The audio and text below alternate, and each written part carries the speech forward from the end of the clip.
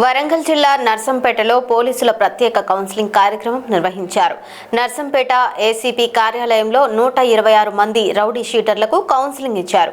ACP P Ravinder Reddy మాట్లాడుతూ Narsampet division పరిధిలో గత కొన్ని సంవత్సరాలుగా క్రిమినల్ కార్యకలాపాల్లో ఉన్న వారిని గుర్తించి సిపి ఆదేశాల మేరకు ప్రత్యేక కౌన్సిలింగ్ నిర్వహించినట్లు తెలిపారు. చట్టాన్ని అతిక్రమిస్తే పీడీ యాక్ట్ తో పాటు బైండ్ ఓవర్ చర్యలు తీసుకుంటామని హెచ్చరించారు. ఈ కార్యక్రమంలో town CI Srinivas, rural CI Sai Ramana, Nelkonda circle CI Srinivas, ఎస్ఐలు మరియు పోలీస్ సిబ్బంది పాల్గొన్నారు.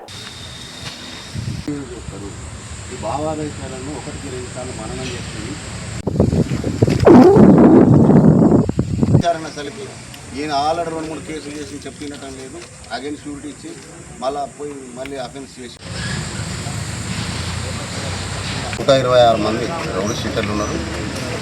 అన్ని పోలీస్ స్టేషన్ల నుంచి కూడా మా సిపి గారి ఇన్స్ట్రక్షన్స్ ప్రకారంగా పిలిపించి కౌన్సిలింగ్ చేయలేదు. గతంలో 2-3 క్రైమ్లు చేసిన వీళ్ళ మీద కేసులు రిజిస్టర్ అయి పోలీస్ స్టేషన్లో హిస్టరీ షీట్స్ ఉన్నాయి కాబట్టి ఈ మధ్య కాలంలో రౌడీ షీటర్లు కూడా అక్కడక్కడ క్రైమ్లో పార్టిసిపేట్ అవుతున్నారని చెప్పి ఉన్న సమాచారం మేరకు సిపి గారు ఆదేశాలు ఇచ్చారు. వీళ్లకు హెచ్చరికగా అలాంటి ఉద్రిక్తమైనటువంటి చర్యలు చేపట్టకూడదు, ఆవేశపడకూడదు. ఒకవేళ మీరు రౌడీ షీటర్లు ఉన్నారు కాబట్టి అలాంటి కేసులలో ఇన్వాల్వ్మెంట్ జరిగితే పీడీ యాక్ట్ ప్రకారంగా మేము మిమ్మల్ని కోర్టు ముందు ప్రొడ్యూస్ చేస్తాము.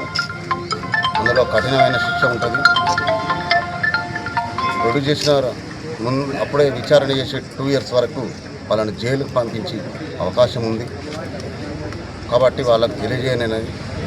అలాగని ఇలాంటి తొందరపాటు చర్యలు చేసినా కూడా పోలీసు దృష్టికి వస్తే ప్రివెంటివ్ మెజర్స్గా ఎంఆర్ఓ కోర్టు ముందు కూడా వాళ్ళని హాజరుపరచడం జరుగుతుంది. అక్కడ 2 లక్షలకు ముందస్తు బెయిల్ ఇవ్వడం జరుగుతుంది.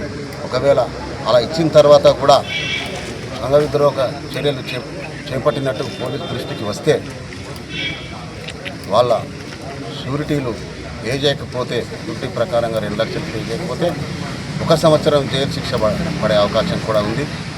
ఈ విషయాలను వాళ్ళకి తెలియపరిచి ఎలాంటి క్రైమ్లో వాళ్ళు భాగస్వాములు కాకూడదని నర్సంపేట సబ్ డివిజన్లో ఉన్న రౌడీలందరికీ ఈరోజు ఒక హెచ్చరిక చేయనని. మా నర్సంపేట సబ్ డివిజన్లో 126 మంది రౌడీ షీటర్లు ఉన్నారు. టోటల్గా ఈరోజు 80 మంది వరకు మీటింగ్కు హాజరైనారు.